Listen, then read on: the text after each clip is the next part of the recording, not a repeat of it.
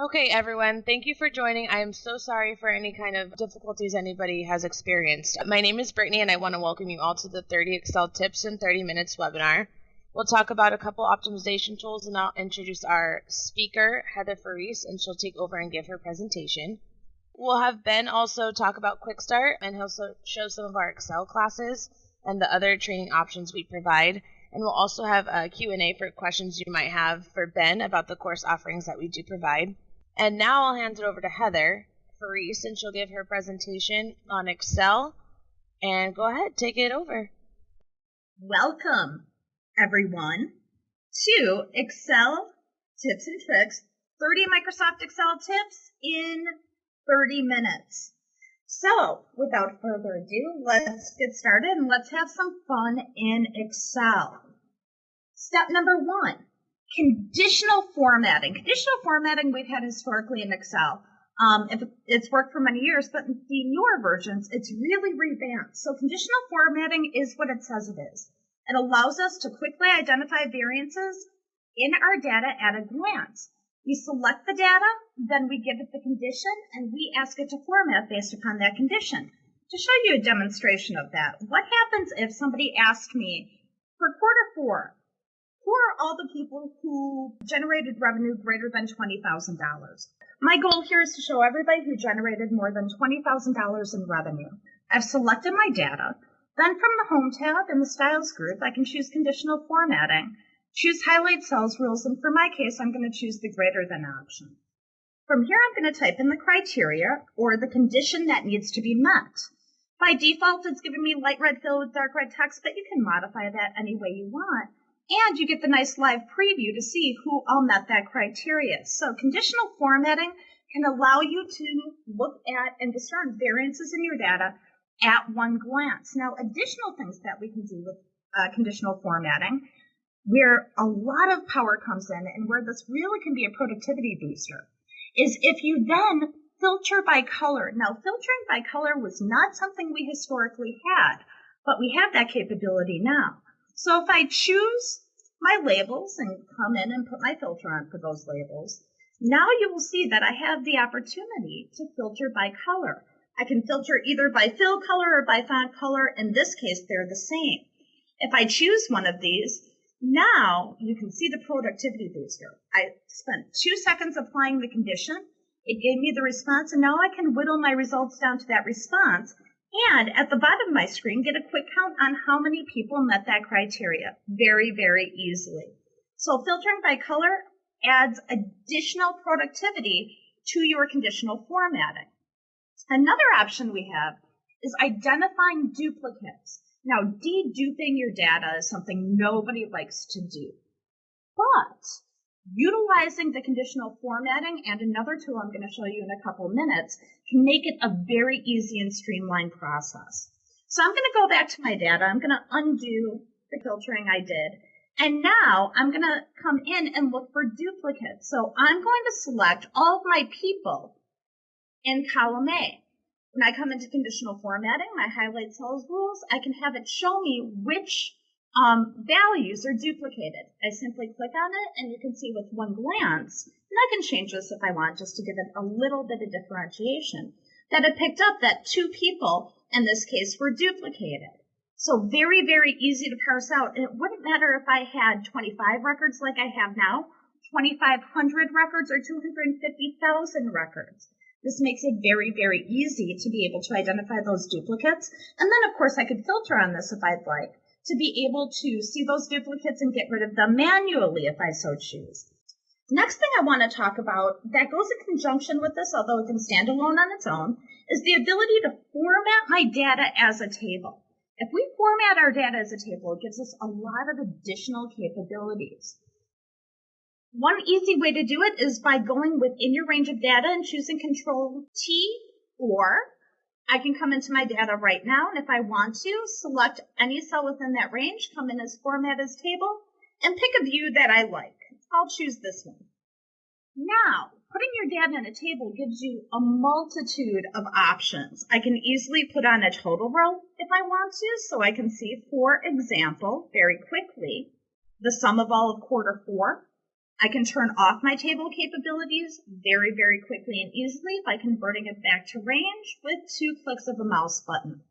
I'm going to take this back into a table format. So once again, I'm going to format this as a table.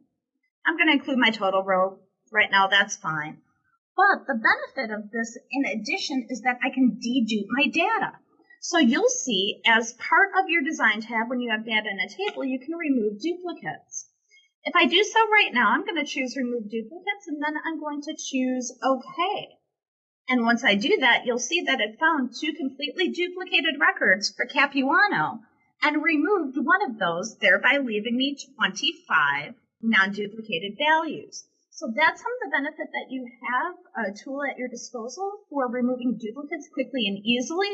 But also, if you use it along with conditional formatting, it allows you to see what it thinks are duplicates before you decide to go in and remove them. So that's removing duplicates. As you can see, really, really easy to do and not that cumbersome task that we're used to. Okay, another thing that sometimes vexes us inside of Excel is when we're typing data into a seemingly open cell and we don't get what we expect from it.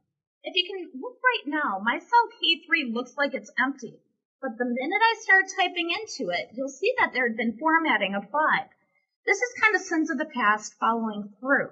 Most people delete their data by highlighting the cell or the range and then pressing their delete button on their keyboard. But what's important to note is that only removes the values within that cell. It retains the formatting. Well, how do we get the best of both worlds? Well, in this tip, I'm going to be able to show you 2 tips that can come into play to make your life a little bit easier. To be able to make sure everything is removed from the cell, from my Home tab in my Editing group, I click on my Clear button dropdown, and you can see all of the options that are available to me here. For example, if I type this in, I wanted the data to still be there, but I didn't want that red color. I could keep it by just choosing Clear Formats. Now I don't have to worry about the funky formatting that was going on, but all the hard work I did in typing my values in remains. However, let's say that I really did want to get rid of everything within the cell. From that same button, my Clear button dropdown, I can choose Clear All. But because I know I forget to do this sometimes, it gives me a perfect opportunity to show you how to add things to your Quick Access toolbar. Your Quick Access toolbar in Excel or other Office applications by default rests on top of your ribbon, and you can think of this as your own toolbox. To be able to add to it, those tools that are a little bit off the beaten path aren't always top of mind. This is a classic example. So knowing that I might want to use this continuously, when I see the option, just like any other option that I see on the ribbon, I can right-click on it and then left-click to add to Quick Access Toolbar. Now you'll see it's nestled right within that toolbox of mine, and I can call on it and it's top of mind. So now I want to get rid of everything in this cell. I simply click on that button, and you will notice nothing up my sleeve. Now when I type in additional information, it didn't retain that formatting that was there before. So that way I was able to give you 2 quick tips. Carrying forward then, inserting a chart has never been easier inside of Excel. I like to insert my charts by default as a new worksheet because that gives me the most room to be able to modify it and format it differently to give my audience the message that I intend to send with this chart. An easy trick to do is simply select the data that you want for your chart, and then you can press your F11 key on your keyboard. You'll notice just by pressing that key, it brought that data in, allowed me to make a chart very quickly, and from here I can choose amongst my various styles or tweak this any way I want to. So again, to recap that tip, select your data if you want to chart on a new worksheet, and press your F11 key on your keyboard to give you quick access to making that chart. Pretty cool. Okay, next thing. This is one of those things that if you don't know has driven you bonkers from time to time. I might need to insert multiple columns or insert multiple rows. But when I do that, if I have to insert 10 rows, for example, an easy thing to do is to come into your data and right-click, insert, right-click, insert, right-click, insert, and by the time you get to about the third or fourth step on that, you've lost count. Here's what you need to remember. First we select, then we affect. And if we select multiple things, we can affect multiple things all at once. Here's a good example. So I can easily select 10 rows, and then right-click and insert once. And you'll notice that it gave me the number of rows that I originally selected. That works for rows, that works for columns, and that also works for worksheets in your workbook. So keep that in mind for a quick and easy way to insert multiple rows or columns. Another thing that kind of goes along with that is our auto-fitting of columns. Let me show you what I mean by that. So here I have a sheet, and I have these train tracks going on, and that's what we call these column symbols. All this means is that the data is numeric by nature, but the cell or the column isn't wide enough to be able to accommodate seeing it all at once. Well, I could come between two column headers, see a two-headed arrow, which always means resize, and double-click, but then I've only done it for one. However, if we take that tip of first we select, then we affect, and if we select multiples, we can affect multiples, you can see how that's going to work here, too. I've selected all the columns that I want to auto-size, and then I can go between any two of those columns, and it's going to enact that auto-fitting for everything I've selected. So hopefully that saves you some tedium when you need to go in and make your columns wider. This is a fun one. Have you ever wanted to break out a 10-key calculator or a piece of scratch paper when you're trying to find just a very quick sum of your data? You don't want to put the calculation in, but you wish you knew what that outcome of that calculation would be if you enacted it? Well, here's something that's available to us. If I come in and select my data, all I have to do is look down on my status bar. Here I'll see right now that the sum of this is 809,500. I have 26 records selected, and here is the average. And I didn't have to do anything except select and look down. Tip 11, multi-level sorting. If you've only done sorting using your A to Z or Z to A buttons, you may have come into a constraint. What if I have a spreadsheet that has people's last name and first name, and I want it sorted alphabetically first by their last name, then by their first name? Let me give you an example of that. So on this sheet, you'll see I have John Baker and I have Aaron Baker. If I want to sort these, so it's last name, first, and then first name in sort order, all I have to do is I can come to my data tab, and in my sort group, now I can pick the levels that I want to sort by. You'll notice that it recognizes my data has headers because those are formatted differently than the data underneath it. So now I can come in and say, okay, sort by last name, and then add a level and say then sort by first name. And when I've done that, now you can see Aaron Baker comes before John Baker, and Ann Capuno comes before Gino Capuno. So, an easy way to multi-level sort, just remember you need to access that through your Data tab for a custom sort. Easily adding headers and footers. Headers and footers inside of Word, you now know how to work with them inside of Excel. It's very easy to do. To do this, I can come into my View tab with my ribbon and then come into Page Layout. When I'm here, you'll see the places to say click to add header or click to add footer, and the reason I like this method a lot is because I can see my data underneath it, much like I could see my Word document. So if I click on here and say this is my header, click outside of that box, you see how it carries over. So I can see it while I'm doing it, and that makes me a lot more comfortable with working with it.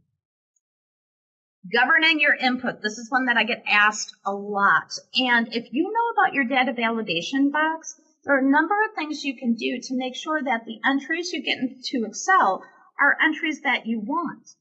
One example is the following. I'll show you very quickly and easily how to make drop-down lists.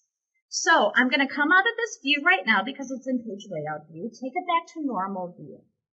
On my validation sheet, you will see that I have 4 regions that I've already crafted and put on another sheet.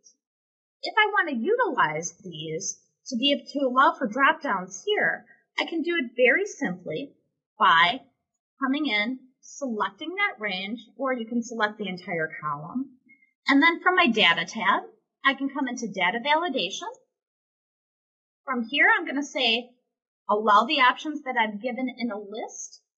And then I can click and let it know where I have that list, which in this case is going to be right here. Now when I choose OK, I get my handy dandy little drop downs that I can use to populate this list. So again, really easy mechanism for being able to govern your input inside of Excel. Wrapping text. This is one that I get asked a lot about. To be able to wrap text, from our Home tab in our alignment group, we can go to Wrapping Text. We can adjust the number of lines displayed by widening the column or making the row height larger. And we can also control where that paragraph or text wraps by choosing Alt-Enter. To show you a quick example of that, so here I have a lot of words that are all contained in one cell. From here, I'm going to go into Home and then Wrap Text.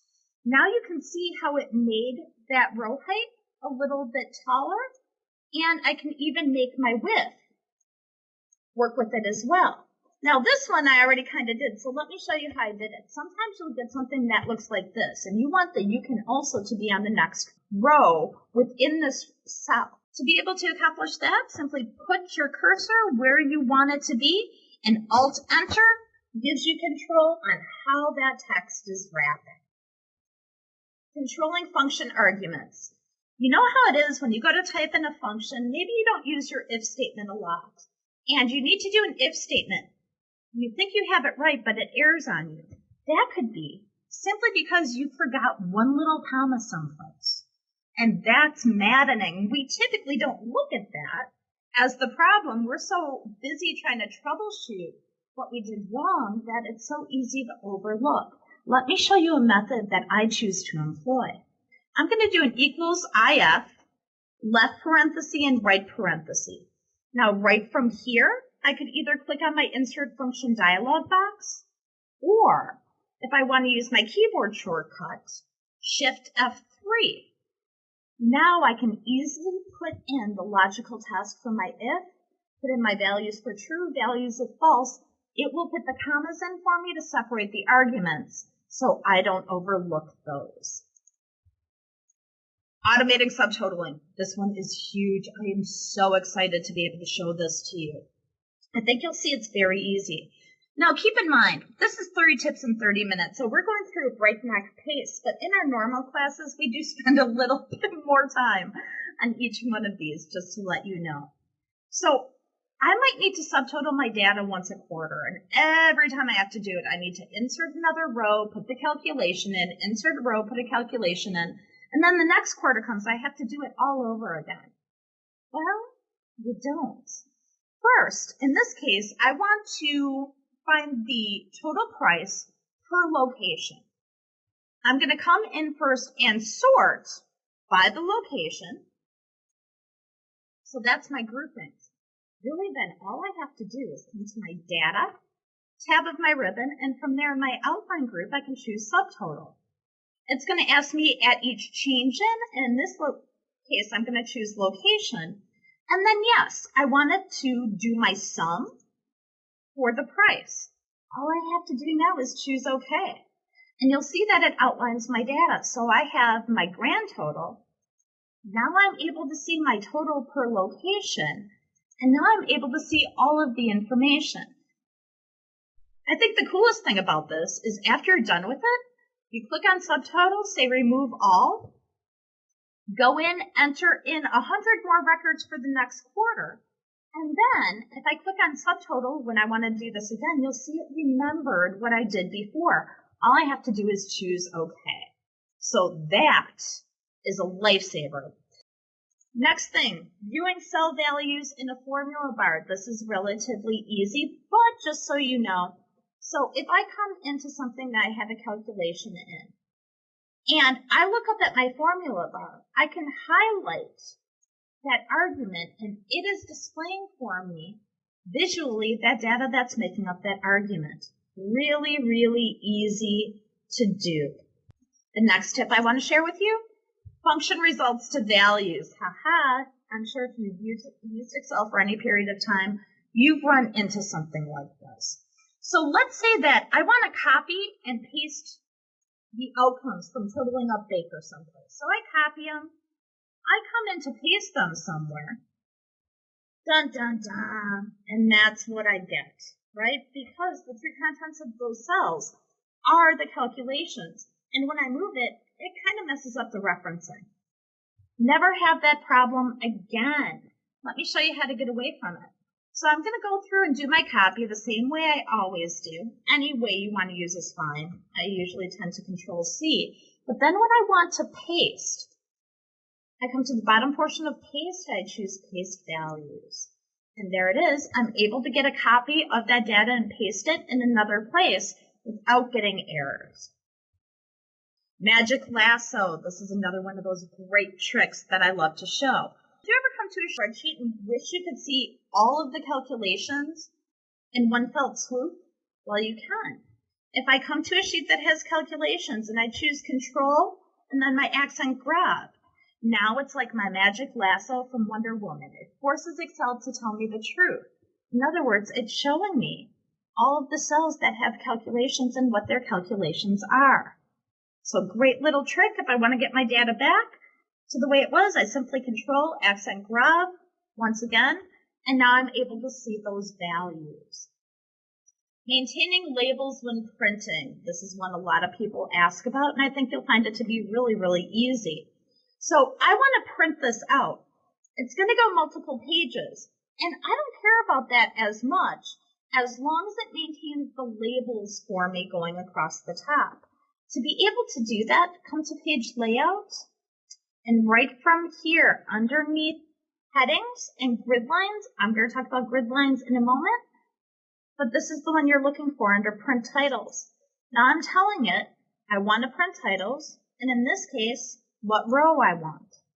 Now you'll see that it's putting in whatever the titles are on row 1, so if I go multiple pages, those titles will maintain throughout. Same thing with grid lines. There's a lot of the time where we want to be able to follow that line of sight for our data, but we don't want to put borders on. To be able to work with that right here, I simply ask it to print my grid lines. And actually, I'm going to come into this data to show it a little bit easier. If I come in here and I tell it to print my grid lines, now, when I come into my print preview, I have that line of sight, no more having to take a ruler to make sure I maintain the line of sight up against my printout. And it consumes less room than borders do, which makes me allow for more to fit on every page I print. So once again, page layout, sheet options, grid lines. I want to make a comment about a cell that I see. To do that very, very easily, instead of looking for that tool, if I hold down my Shift key and press F2, it gives me the capability to comment any cell that I have selected or range. So instead of looking for the tool or right-clicking, if you remember Shift F2, you have comments always accessible to you. Autofilling weekdays, and I'll show it from here. For autofilling weekdays, so it doesn't include weekends, I can simply put in today's date and then hold down my right mouse button as I autofill and drag. When I release my right mouse button, it will give me my quick context menu, and one of the options you'll see there is fill weekdays.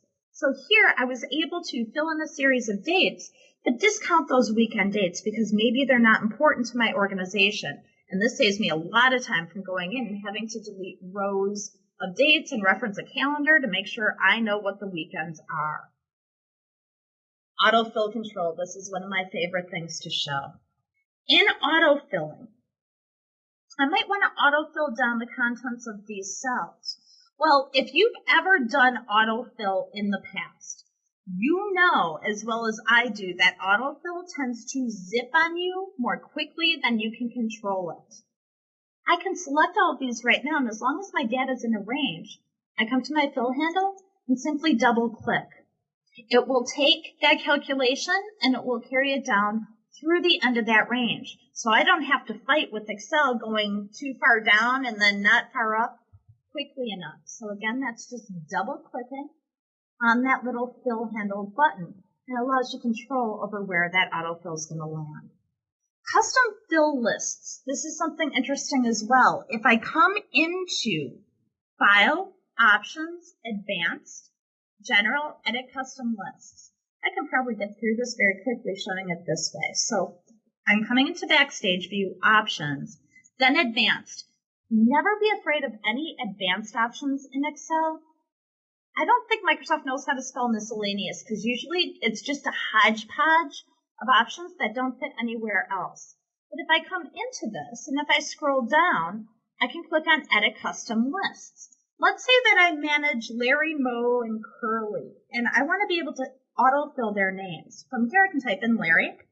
I need to press Enter, Mo, Enter Curly, and then I choose Add. Now when I choose OK, and OK again, if I type in one person, notice I can autofill with the options that I provided to it. Pretty cool. Can save you a lot of time if you're doing a lot of repetition and typing. Demystifying dates. Okay, here's the deal. Excel can do calculations on dates because it uses a Julian calendar, which in January 1st of 1900, it gave it a value of 1, and every day it's incremented by 1. So we know that date as August 18th. Excel really knows that date as 42,234, which means there have been 42,234 dates since the 18th of August 1900, or since January 1st of 1900. So if that ever happens to you and you're expecting dates and you don't see dates, you see a 5-digit number, all you have to do is select that data and then format it as a short date or a long date. Another one people don't know about a lot is calculating dates. If I put in today's date and then the number of days from that date with a simple addition, you'll see it's going to give me the end date and return. On the other side of the coin, if I put in today's date or the 18th and then I put in Christmas and I just subtract those dates, it's going to give me the number of days in between. That's very, very helpful, and a lot of people don't know you can calculate on dates. MiniToolbar on selection. You can see the problem here. If I select something, it gives me this MiniToolbar, which covers up my data. If you struggle with that, all you have to do is go to your File tab, Options, and in General, you will see this box checked. All you have to do is remove the check from the checkbox, and then you won't have that MiniToolbar problem. I'd like to end up then showing you some quick navigation techniques and selection techniques. This will only take a moment. So, if I hold down my Control key and press my arrow key, it will take me to the beginning or end of a range. Anywhere I'm inside of Excel, if I do Control and then press my Home key, it's always going to take me to cell A1. Control End is always going to navigate me to the last unused cell in the bottommost row. If I want to go between worksheets in my workbook, I hold down my Control key and press Page Up or Page Down. It will allow me to navigate that way. Tab always moves me one cell to the right. Shift plus Tab always moves me one cell to the left. And then finally, selection side of Excel is something we do all the time, right? It's not the easiest thing in the world to do. If you know these tricks, it can make it a lot easier. If you hold down your Control key, your Shift key, and then your arrow key, it will select your data from the beginning to the end of your ranges very quickly, so no more having to drag. Control plus A always selects the current range, and if I press A a second time, it's going to select all the cells in the current worksheet. If I do a click, then hold down my Shift key and press click, I can select a range. If I want to select data that's not next to each other, click Control, click. And then finally, if I want to access a specific range or a specific cell, I can type it into my name box. It will take me right there. So yes, this may have been a whirlwind, but I hope you were able to pick up some really compelling tips and tricks that ultimately are going to make your life easier inside of Excel. So thank you everybody for consuming these tips and tricks. Now I'm going to turn it over to Ben, who can talk to you a little bit more in depth about our class offerings. Thank you. Awesome. Thank you very much, Heather, for the introduction. So hi everyone, my name is Ben Bosworth, and I'm the Enterprise Account Manager for the Orange County and Inland Empire regions out here in Southern California. Basically, I just wanted to take a quick minute to give you a brief tour of the website and show you how you can register for some of these end-user courses that have been mentioned today, as well as for any other course you may find on our website. So, as you can see here, this is our website. It's super easy to access. Just go to QuickStart.com.